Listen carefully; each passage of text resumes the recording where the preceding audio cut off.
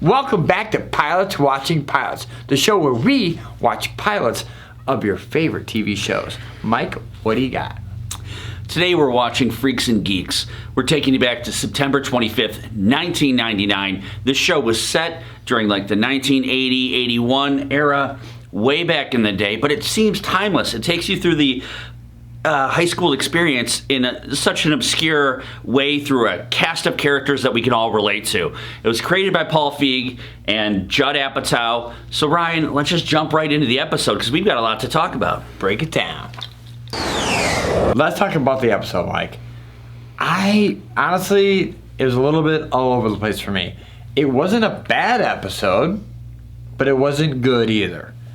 It really kind of goes all over the place. There's a dynamic of the family. You think smoking makes you look cool? Let's go dig him up now and see how cool he looks. It just kind of jumps around. I mean, it's segments. It reminds me of other episodes of other shows. It was very hard for me to follow. That being said, what did you say? It definitely had a feel that some other shows have had, especially going back to Malcolm in the Middle, which was a comedy around the same time. The plot was very similar to this and Malcolm in the Middle. If you watch that episode, they're kind of similar. But that being said, this was a lot more real. This was not so much my high school, but my junior high, going back to that time. It's just you got the stoner kids, you got these kids, you got the nerds. It's taking you through like the outcasts of school. I thought it was beautiful the way they started it. Like, oh, it's going to be a high school thing, and they start off with like jocks, and then they're like, we're not telling that story. We're telling you a different story. And yeah, they're following one family kind of throughout, like mainly, but they're also telling you like little in-between stories, which was fun, of all the characters, and everyone's interacting with each other, and everyone on Earth is in this. I don't give a damn about my reputation. This cast went on to do everything. Everyone from this is in something. It's great. It's a great cast. I did this literally throughout watching the pilot. I was like, oh, I know that guy. Oh, didn't she play? Oh, I know who that is. Mm-hmm. It's nuts. Yeah, there was a lot of great characters. It was a fun episode. But I feel like if we're going to break it down, I got to drink a little bit more of this, but I need something a little harder than this King Cobra 40. Oh, so you need the stewardess. The flight attendant. Ryan, what are you drinking today? Hugs and kisses. That's E&J, that's brandy. It's X and O's. It is X and O's, which could stand for hugs and kisses. I've got VSOP, another initial, also brandy, so are you ready to get down with this as I spew out a couple fun facts?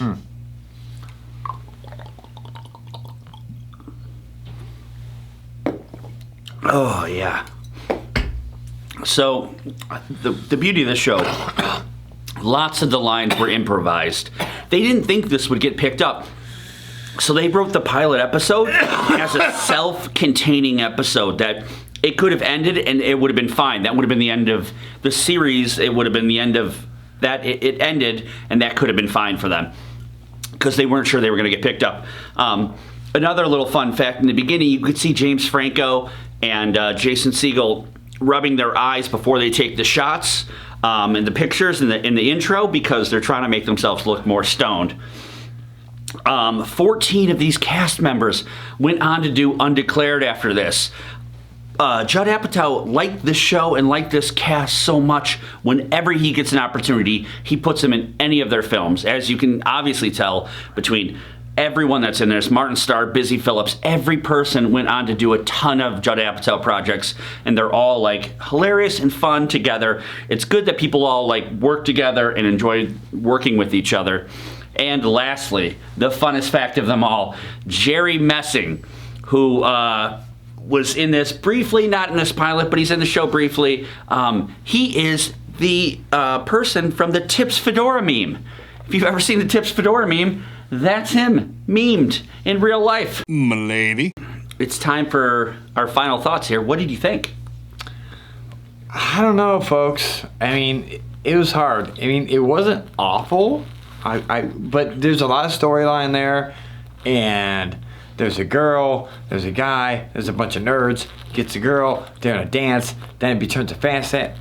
It's weird. I don't know. It's up to you. It's up to you. I'm neutral on this one. Well, if it was up to me, I would say watch this show for sure. This is fantastic. This takes you back. Your parents can relate to this. This is like 50s, 60s, 70s, 90s. I don't care when you went to high school. There was these kids. There's always been this kind of culture between popular, not popular, and finding out who is in what in high school and these ranking systems that mean whatever. True. This show shows that in such a heartfelt and like funny way. Everyone in this show is awesome. They all went on to do all of your favorite movies, so why not watch it? I definitely would suggest this. Ryan, I gotta finish this, and you gotta land this bird. Shit. Thanks for watching. Be sure you like and subscribe. Mike, what do you have? I got an empty King Cobra 40 in my hand. Also, I got an opinion that you should follow us on social media.